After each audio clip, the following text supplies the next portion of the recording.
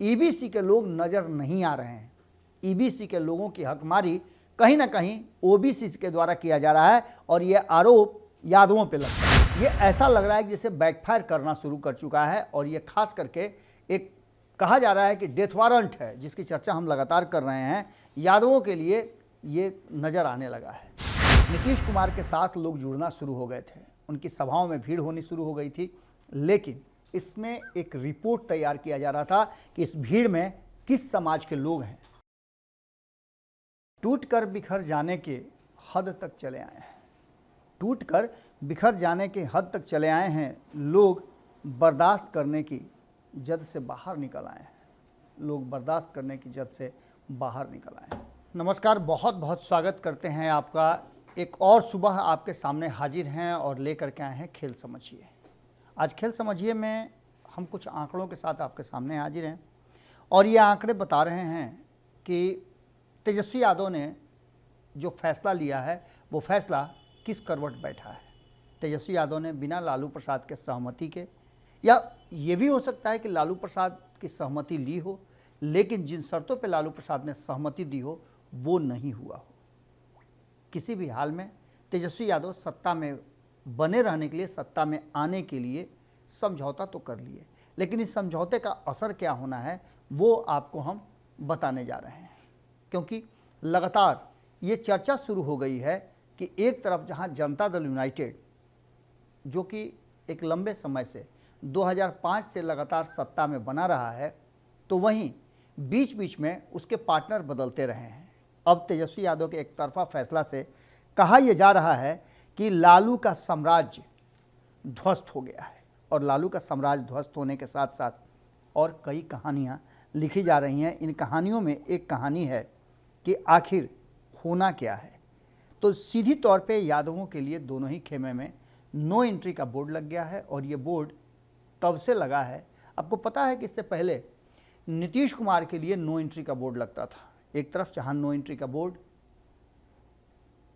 तेजस्वी यादव काफ़ी लंबे समय तक लगा करके रखे थे, तो वहीं नो एंट्री का बोर्ड जो है वो भारतीय जनता पार्टी ने भी लगा दिया है।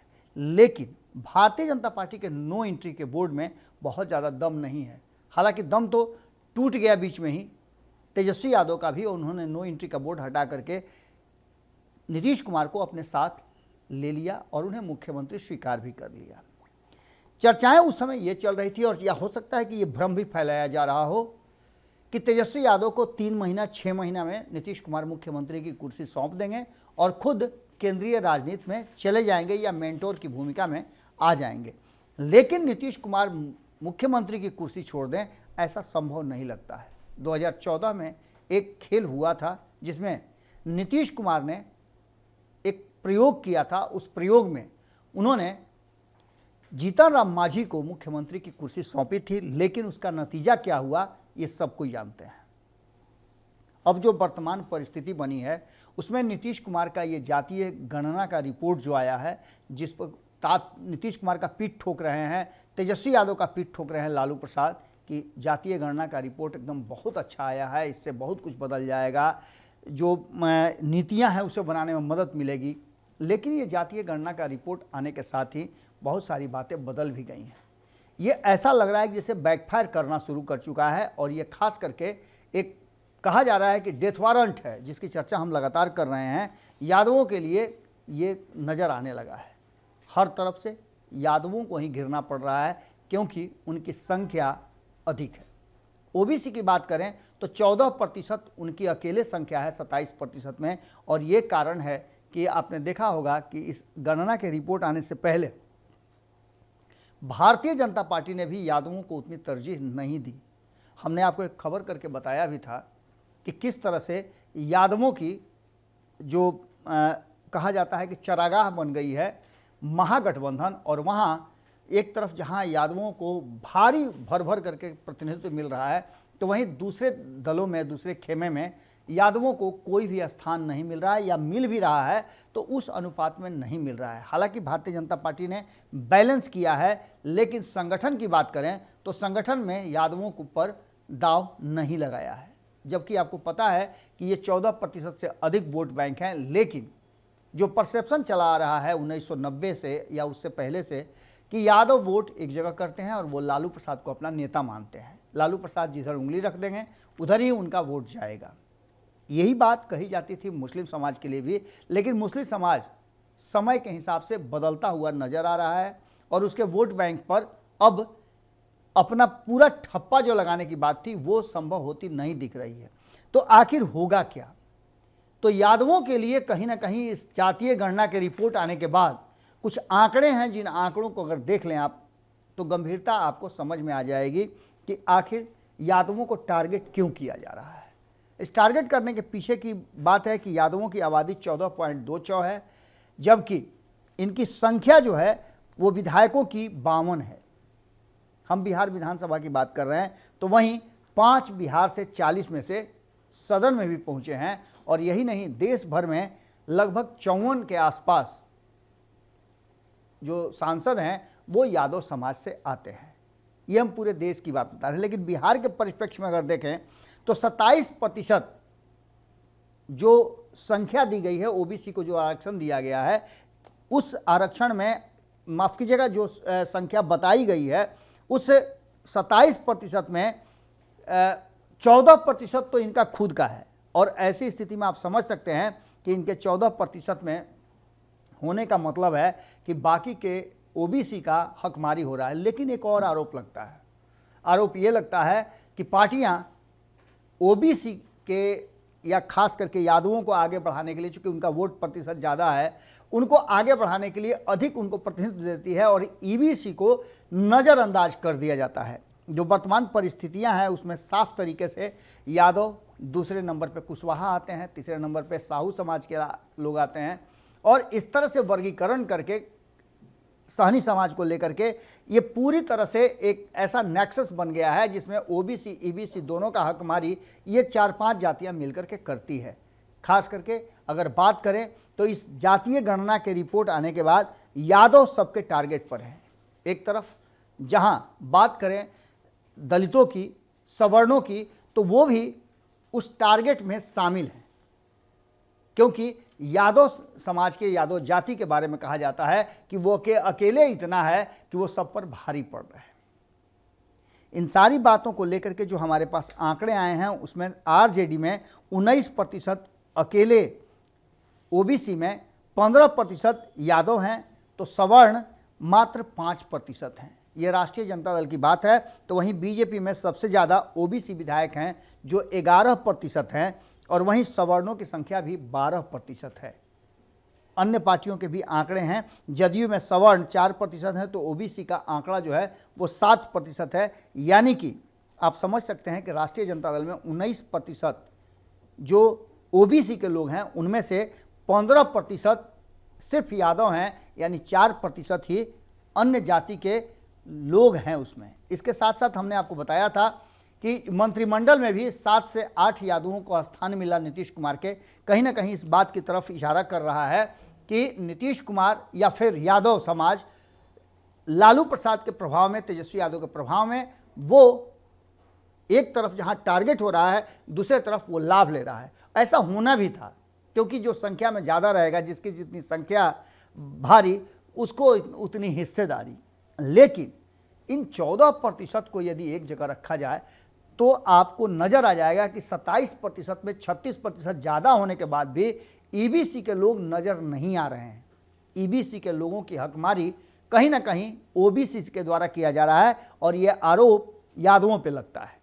जो वर्तमान परिस्थिति बनी है उसमें वर्गीकरण करके अगर देखा जाए तो तेजस्वी यादव ने जो फैसला लिया था वो पूरी तरह से उनके फैसले को लेकर के अब सवाल खड़े होने लगे हैं। और ये भी खड़ा होने लगा है कि नीतीश कुमार ने जानते बूझते हो या फिर अनजाने में जिस तरह से यादवों को एक्सपोज किया है वो देख करके उनके विरुद्ध जो एक नेक्सस बनना शुरू हो गया है। आपने देखा होगा कि पार्टी लाइन से हट करके ओबीसी समाज एकजुट हो रहा है। हमने खबरों के माध्यम से आपको बताया था कि भले ही भारतीय जनता पार्टी एक जगह अभी खड़ी हो, प्लानिंग ही बना रही हो, लेकिन महागठबंधन के भीतर से ही जो स्वर उठे हैं और जिस तरह से इस जातीय गणना के बाद ईबीसी समाज खड़ा हुआ है। कल 2 दिन पहले हमारे यहाँ आपने डिबेट में भी देखा होगा कि किस तरह से इस ओबीसी समाज के विरुद्ध ईबीसी समाज के लोग खड़े नजर आए और सारा लाइन छोड़ करके वो एक ही लाइन पर आना चाहते हैं कि उनके समाज को प्रतिनिधित्व जितनी उनकी भागीदारी है उस हिसाब से मिले। अब ये सारी कहानी कहीं ना कहीं एक तरफ नज़र आ रही है कि जिसमें यादवों को लेकर के और कुशवाहा समाज को लेकर के, लवकुश को लेकर के नीतीश कुमार आगे बढ़ना चाहते हैं, लेकिन कहीं ना कहीं नीतीश कुमार से उसी पेड़ पर बैठे हुए थे जिसकी डाली वो काट रहे थे। तो इसका मतलब आप समझ सकते हैं कि झटका लगना है। नीतीश कुमार आए तो थे इस मकसद से कि आने वाले 2024 के चुनाव में उनको जब राष्ट्रीय जनता दल का साथ मिलेगा तो वो बेहतर प्रदर्शन कर पाएंगे, क्योंकि भारतीय जनता पार्टी ने उनके साथ 2020 के चुनाव में धोखा किया था। अब नीतीश कुमार उस धोखे से निपटने के लिए भारतीय जनता पार्टी को चित करना चाहते थे, लेकिन इस जातीय गणना के रिपोर्ट में उनसे सेम साइड गोल हो गया है। यादव समाज कहीं ना कहीं अब ईबीसी हो, सवर्ण हो या फिर दलित हो, यहाँ तक कि मुस्लिम समाज को भी जिस तरह से प्रतिनिधित्व नहीं नजर आ रहा है उसको लेकर के भी अब चीज़ें सामने आ गई हैं। आपको बता दें कि मुस्लिम समाज के लोग भी इस बात को लेकर के अब परेशान नज़र आ रहे हैं कि उन्होंने वोट तो दिया, लेकिन वोट देने के बाद भी उनके साथ वो न्याय नहीं हो पाया जो उनके साथ होना चाहिए था। इन सारी बातों को लेकर के जो परिस्थितियां बनी है, उन परिस्थितियों में एक बात साफ साफ नज़र आ रही है कि इस जातीय गणना के रिपोर्ट ने जहां एक तरफ ये स्पष्ट किया कि जातीय गणना के रिपोर्ट में किसकी संख्या कितनी है, हालांकि इस पर अभी भी विवाद है, लेकिन दूसरी तरफ तेजस्वी यादव ने जो फैसला लिया था कि नीतीश कुमार के पीछे पीछे वो चलेंगे और उनके दम पर ही मुख्यमंत्री की कुर्सी हासिल करेंगे, वो उन्होंने जो प्लान बनाया था वो प्लान कहीं ना कहीं ध्वस्त होता नज़र आ रहा है। और लालू प्रसाद का MOI समीकरण जो बनाया हुआ था, जिस तरह से लालू प्रसाद ने ओबीसी और ईबीसी को आवाज़ दिया था, वो कहीं ना कहीं समाप्त होता नज़र आ रहा है। आपको हम एक छोटी सी कहानी बताना चाहते हैं। ये कहानी नहीं है, ये सच्चाई है, और ये सच्चाई मेरे तक भी उस समय के किसी वरिष्ठ व्यक्ति ने, जो कि पूरा इस रिपोर्ट को देख रहे थे, समझ रहे थे, उनके द्वारा आई है। नाम बताने की इजाज़त मुझे नहीं है, इसलिए मैं बता रहा हूँ आपको कि जब 2005 में नीतीश कुमार चुनाव प्रचार करने के लिए, सेकंड फेज़ की मैं बात कर रहा हूँ, जब फर्स्ट फेज़ फरवरी में नीतीश कुमार पास नहीं हुए, मुख्यमंत्री की कुर्सी उन तक नहीं पहुँच पाई, राष्ट्रपति शासन लगने के बाद जब अक्टूबर में चुनाव हुआ तो नीतीश कुमार चुनाव प्रचार में गए थे और पहले दूसरे राउंड में नीतीश कुमार के साथ लोग जुड़ना शुरू हो गए थे, उनकी सभाओं में भीड़ होनी शुरू हो गई थी। लेकिन इसमें एक रिपोर्ट तैयार किया जा रहा था कि इस भीड़ में किस समाज के लोग हैं। इस रिपोर्ट को सुन करके नीतीश कुमार जैसे ही उन तक ये बात पहुंची और रिपोर्ट जिनको कलेक्ट करना था, उनके इंटेलिजेंस रिपोर्ट के आधार पर ये जब बात सामने आई कि इसमें गैर यादव, ओबीसी और ईबीसी के लोग अधिक संख्या में हैं, सवर्ण भी एक एक करके इससे जुड़ रहे हैं और नीतीश कुमार की बातें सुनने आ रहे हैं, तब इस रिपोर्ट के आधार पर नीतीश कुमार और उनके एक दो करीबियों के साथ उस अधिकारी की मुलाकात होती है और इस मुलाकात के बाद वो स्ट्रेटजी तय होती है जिसमें नीतीश कुमार आगे क्या करेंगे। नीतीश कुमार ने उस स्ट्रेटजी के तहत और ईबीसी समाज का जो आंकड़ा तय किया गया था, उन आंकड़ों में ये बताया गया था कि जो पुलिस विभाग है उसमें ईबीसी का प्रतिनिधित्व बहुत ही कम है। अगर नीतीश कुमार ये घोषणा कर दें कि उनकी सरकार बनती है तो वो ईबीसी को नौकरियों में आरक्षण देंगे और चिन्हित करके लोगों को नौकरी देंगे, यहाँ से गेम पलट सकता है। और वास्तव में वहाँ से गेम पलटा। नीतीश कुमार को ईबीसी का फुल सपोर्ट मिला और वो सत्ता में आए। लेकिन जब नीतीश कुमार वैकेंसी निकालने लगे तो ये बात भूल गए थे। उस अधिकारी ने उन्हें याद दिलाया और उसके बाद एक नई कहानी रची गई। नीतीश कुमार को 2010 के चुनाव में उसी ईबीसी समाज ने सर आंखों पर बिठाया, कंधे पर लेकर के उन्हें सुशासन बाबू का तगमा दिया और 2010 में भर भर करके उन्हें वोट दिया। ये नीतीश कुमार की स्ट्रेटजी थी और नीतीश कुमार ने एक बार फिर से स्ट्रेटजी बना लिया है। इस बार के स्ट्रेटजी में आगे क्या होगा ये तो देखना दिलचस्प होगा, लेकिन इतना ज़रूर है कि लालू प्रसाद का जो नेक्सस था, लालू प्रसाद का जो एक छत्र, ये 32-33% का वोट था, उसमें कहीं ना कहीं सेंधमारी होती हुई नज़र आ रही है। और अगर सेंधमारी नहीं भी हुई तो कई समाज मिल करके इस नेक्सस को तोड़ने के लिए एकजुट हो सकते हैं, क्योंकि आप जानते हैं 100 की लकड़ी और 1 का बोझ, इस बोझ को तोड़ना मुश्किल हो जाएगा लालू प्रसाद के लिए, MOI समीकरण के लिए। और नीतीश कुमार क्या करेंगे आप अच्छी तरह से जानते हैं। जुड़े रहिए भारत लाइव के साथ। खबरों का सिलसिला भारत लाइव पे लगातार जारी रहता है। बिहार की राजनीति में होने वाली हर छोटी बड़ी घटना को हम आप तक पहुंचाते हैं। आप अपने कमेंट बॉक्स में अपनी राय जरूर लिखिएगा। बिहार की राजनीति में हो रहे उठापटक को लेकर के हम आप तक खबरें पहुंचा रहे हैं, आप कितना संतुष्ट हैं ये बातें लिखिएगा। इसके साथ साथ आपके पास भी यदि कोई जानकारी हो तो हमसे साझा जरूर कीजिएगा। नमस्कार। अगर ये वीडियो पसंद आई और वह बिहार के राजनीति और बिहारियत से सरोकार रखेनी तो सब्सक्राइब बटन दबा के चैनल के सब्सक्राइब कर ली। ओजे एगो घंटी बा, ओकरा बटन दबा देला से कुल सटीक और मारक खबर रुआ मुफ्त में मिल जाई।